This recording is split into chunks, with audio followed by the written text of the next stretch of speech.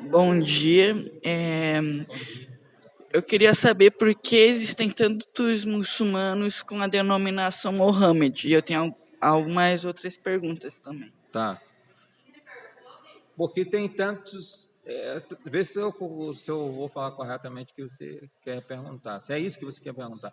Porque existem tantos muçulmanos com o nome Muhammad, que se chama Muhammad. Entendeu?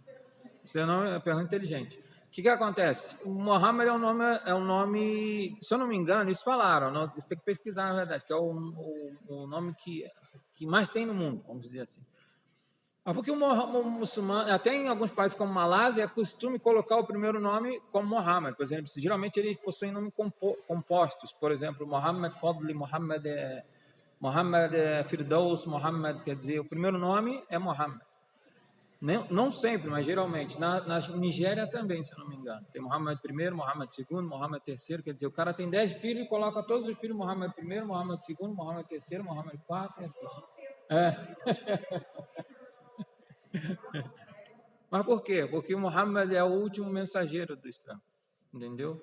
Então, é como se fosse por homenagem, entendeu? E no Islã é recomendado colocar nomes que tenham ou significados bons, ou nomes de profetas, ou de adoração a Deus, entendeu? Eu tenho mais algumas perguntas, que são, por exemplo, que vocês aceitam alguns profetas de algumas outras religiões, como o cristianismo ou o judaísmo? Sim, olha, o que acontece? No Islã, é mencionado no Alcorão 25 profetas.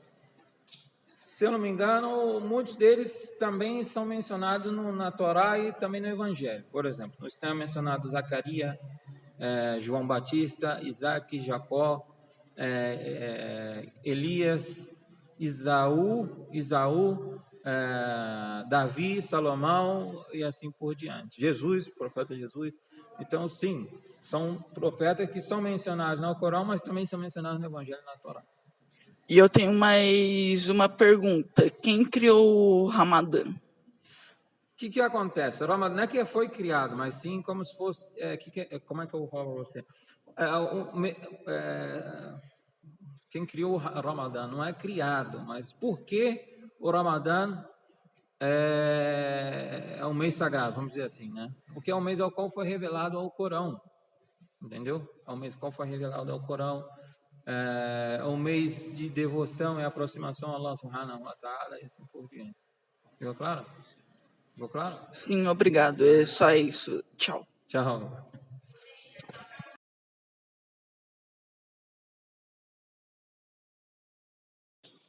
Bom dia. Bom dia. Eu queria saber se você já foi para Caaba. Já fui na Caba.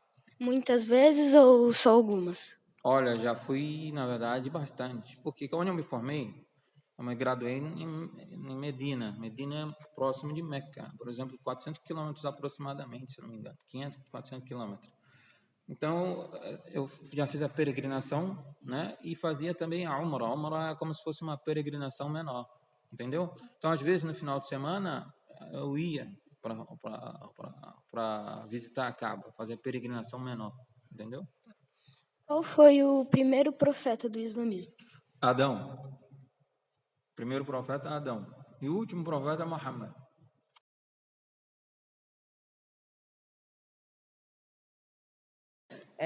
Como é ser do Islã? Como é ser do Islã? É uma pergunta bem interessante. Como é ser do Islã? Olha, ser muçulmano não é muito. Aqui no Brasil,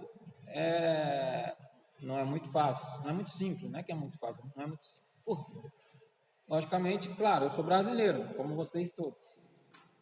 Mas, só que existem coisas no Islã que vão de contra a cultura brasileira. Isso faz com que o muçulmano, às vezes, como eu vou dizer para você, sinta um pouco de dificuldade em cumprir algumas coisas. Por exemplo, o muçulmano não pode beber, não pode consumir bebida, não pode tocar em nada que tenha álcool. Então, por exemplo, aí você às vezes encontra uma pessoa e nem sentar onde tem bebida alcoólica. Então, o indivíduo vai num lugar e às vezes a pessoa chama ele para comer e você vai e senta onde tem bebida alcoólica. Entendeu? Claro, vai ser uma situação em que a pessoa não sabe alguma coisa. Outro exemplo, carne de porco, não pode se consumir carne de porco. Tá, mas outras religiões também possuem isso. Então, você às vezes, por exemplo, você gosta de um dogão, né? Dogão que se chama? Uma vez aconteceu isso comigo. Aí você está cheio de fome, você pede um dogão, o cara coloca o dogão, tá, e você pede, não quero nada com carne de porco.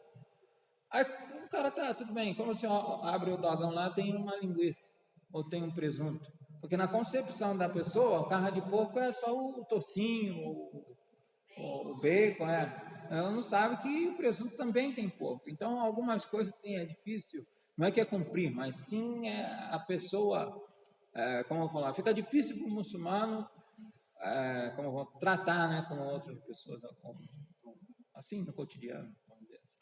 Ficou claro? Vocês apoiam as denominações LGBTQI+. Apoia? É.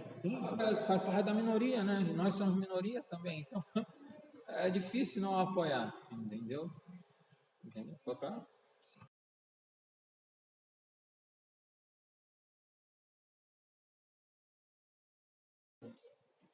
Aqui é a biblioteca, aqui da Mesquita.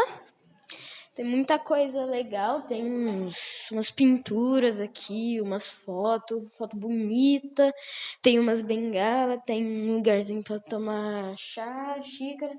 Tem escritas na parede que eu não consigo ler. Tem outra coisinha ali para beber. Tem tapetes e aqui é a biblioteca. Que eu acho que eu não sei se eu posso entrar, então não vou tocar em nada. Não. Aqui é a biblioteca. Tem muitos livros, tem mais pintura aqui nesse lado da parede. Tem mais um tapete gigante com outra mesquita. Aqui é a Kaaba, onde eles vão para rezar. É uma caixa gigante. E aqui temos outros livros da religião. Aqui ao lado de fora da mesquita, como vocês podem ver, é muito grande mesmo. Isso aqui deve ter uma dedução, uns 30 metros, eu acho. Lá dentro também é muito grande, tem um monte de escrita. É muito bonita as pinturas, o jeito que foi feito. Aqui a gente tem outras escrituras, que eu também não sei ler. E aqui fora é isso. Então, gente, agora a gente vai andar um pouco pela mesquita e eu vou falando uns negócios. Aqui, como vocês tinham visto, é uma grande torre com as escritas que eu não sei ler. Aqui, eu acho que eu sei ler Mubarak, sei lá. Aqui temos uma planta, que é muito bonita, por sinal. Aqui estamos de frente para a porta, com muitas plantas. A gente vai entrar dentro do banheiro, que a gente não tinha mostrado. Que, como você sabe que é masculino ou feminino, é que tem escrito ele, e no outro banheiro feminino tem escrito ela. Aqui nós temos mais papéis, eu acho que foi quando foi construído em 1899, mas a primeira missa, podemos dizer, foi em 82. Aqui é o banheiro, como vocês podem ver, não tem muito de interessante, só que onde eles usam para lavar o Alcorão. Essa parte, O Alcorão é uma coisa muito interessante porque eles não podem botar o Alcorão no chão. Eles consideram uma grande falta de respeito e pecado, tipo, botar o Alcorão no chão. Então, eles usam um suporte de madeira para deixar o Alcorão. E não pode também deixar antes de ser benzido. Tem que benzer, aí depois deixar.